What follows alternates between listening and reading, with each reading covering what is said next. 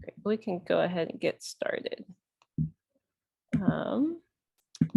Thank you all for joining us. So my name is Catherine Silliman, and I'm one of the co-organizers of the MarineOmics Working Group, which is part of the Research Coordinated Network for Evolution in Changing Seas. So myself and my co-organizer, Sam Bogan at UC Santa Barbara, we put together this working group in order to promote reproducible and robust genomic research in marine science. And to do that, we're bringing together researchers from across evolutionary biology to help us develop recommendations for various omics analyses in non-model species.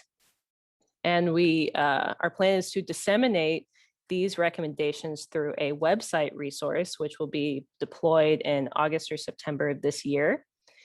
And our hope with this website is that it is a dynamic resource where we are providing a few initial content topics, and then others can come in and add to those, can add in their own guidelines for different omics analyses so that this resource can grow and keep up with the rapidly changing field.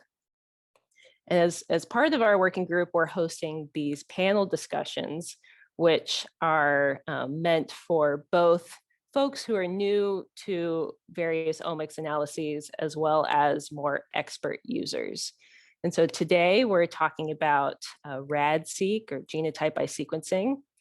And we likely will get technical at times, but we want to really highly encourage any introductory level questions from those who are just getting started with RAD-seq. So if something isn't clear, if there's a term that you're unfamiliar with, post a comment in the chat and we'll try to address it as we're going along.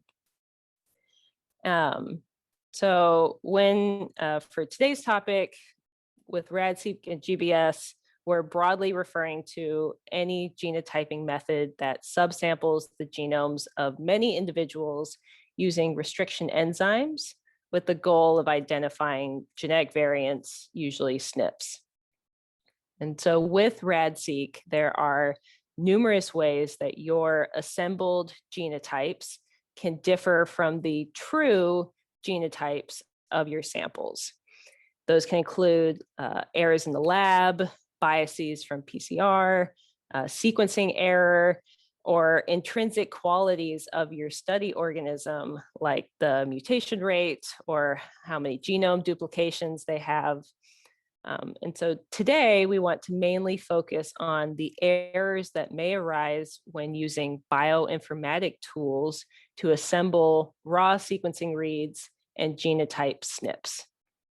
And when you do this, there's many decisions that you have to make about parameters when using genotyping pipelines. So that includes some of the popular ones are STAX, iPyrad, and ddocent. And these are especially tricky when you don't have a reference genome. So when you're doing a de novo assembly. And there have been a few papers looking at what effect these decisions have on your accuracy or downstream analyses. Many of those papers written by our panelists, but there's not been a lot of synthesis across these papers. And so Danny, if you can hit next. Together, we've brought a great group of panelists who are either directly involved in developing these RAD-seq genotyping pipelines or have empirically evaluated these methods for accuracy and parameter optimization. So next slide. And so for the first 40 minutes or so, myself and my co-moderator, Danny Davenport, are going to be asking questions based on these topics, which we provided to the panelists ahead of time. And then we plan to open up the discussion to everyone to ask questions. However, even as we're going through, we want to encourage participants to add questions and comments in the chat as they come up, and we'll try to incorporate them in the ongoing discussion if we can, or otherwise touch on them at the end. Just make sure to specify whether your question is to all the panelists or if you have one of a specific panelist. And so now I'm going to spotlight our panelists, which will hopefully make them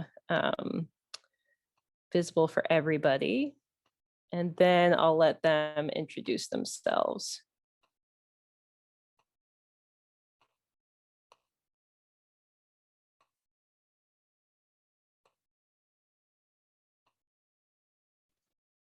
And oh, hi, Alicia. Great.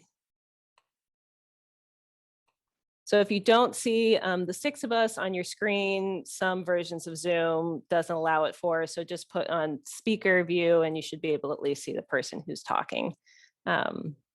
Great, so yeah, if Melanie, if you want to go ahead and just, name your current position and a little bit about your research and briefly say what your experience with RAD-seq is. Sure. So my name is Melanie, and I recently defended my PhD at the University of Wyoming.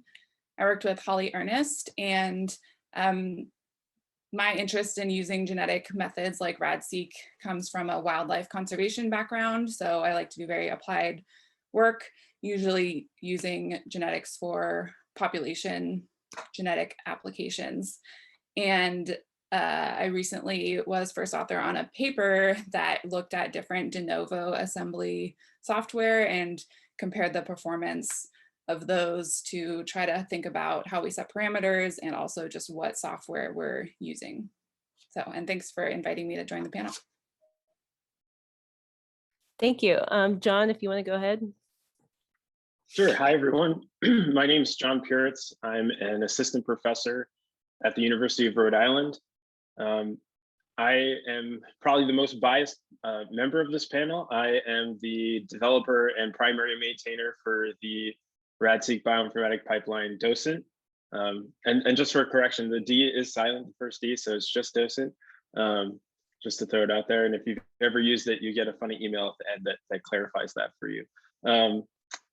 And research in my lab is focused a lot on how human populations impact the evolution of marine species, working a lot with marine invertebrate species. So that's kind of the approach I came to when developing a bioinformatic pipeline for RAD-seq data, was dealing with highly polymorphic marine invertebrate species. Thank you. Isaac? Yeah, hey everyone. My name is Isaac Overcast. I'm currently a postdoc with Alain Morlan at the École Normale Supérieure in Paris. And I am the co-lead author and developer for IPyRAD, which is one of the 3 RAD-seq assembly tools we're going to kind of be focusing on today. My research is more focused on community scale genetic diversity. So looking at intraspecific genetic diversity in entire ecological communities, the kinds of things that you might get from like a metabarcoding study, trying to figure out, how we can learn about the processes that contribute to structuring and maintaining biodiversity in ecological communities from genetic sequence data. So that's kind of my background. Awesome. Yeah, thank you. Yeah. Alicia? Hi, everyone. Very happy to be here. My name is Alicia Mastretta-Yanes. I come from a phylogeographic background. When I started my PhD, it was all Sanger sequencing. And pretty much in the middle, I had to change everything and jump into RAD-seq, which was really fun, but to be honest, really challenging, also because I had no idea of bioinformatics whatsoever at the time. But what I did know is that FELPs, which were also based on enzymes, had a lot of issues of reproducibility. So I was concerned about the error rates because I have read a lot of papers on that. So that's why for my first approach to the RAD data, I was worried about how to choose the parameters. So we developed this let's call it method of using the error rates to better estimate the parameters. And that's the paper that probably some of you know. Full disclosure, that was my first go at bioinformatics ever. So sorry for all the, when I read the code again, I go like, oh my gosh. And after that, I have been working mostly with plants, with RAD-seq and GBS methods. More recently, I have been going to crop species, which means that we have decent reference genomes. So we don't do a lot of de novo assembly right now, but we have done so, especially with conifer species, we have huge genomes, and that's something I would like to talk about. Very happy to be here and great initiative. Thank you. Thank you so much. I would also add that I still look at my current code and cringe. So I don't know if that ever changes. It hasn't for me yet. Great. So just to get started a little bit, if maybe just to further introduce people, what was the most recent data set you did a RAD assembly on? What pipeline did you use? And what, if any, issues came up that you had to address?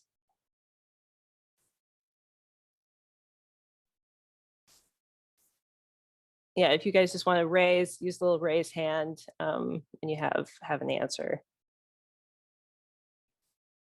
Yeah, Melanie. Okay, so for my PhD, I worked with 2 different RAD data sets for 2 different species. In one case, I had a reference genome, so I was able to do reference-based assembly. In the other, I did not, and so we did de novo assembly, and for both, we largely followed the docent, learned how to pronounce that today, pipeline for most of that, and then kind of fit in different customized pieces as we were going along.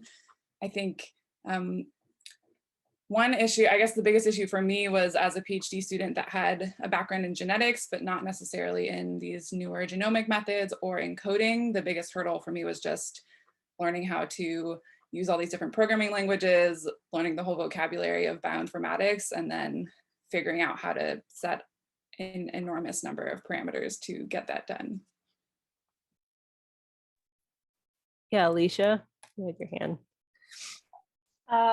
So besides the ones that we have reference genomes, the most recent one was an Abies, which is a conifer tree of 10 gigabases genome size.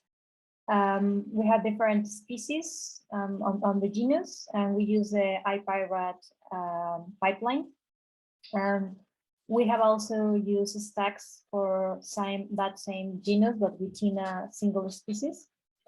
And I think one of the highlights of problems that I would like to highlight is differences in coverage among samples. That's one of the things I would like to highlight as a major source of heterogeneity between the samples, and then of differences among parameters.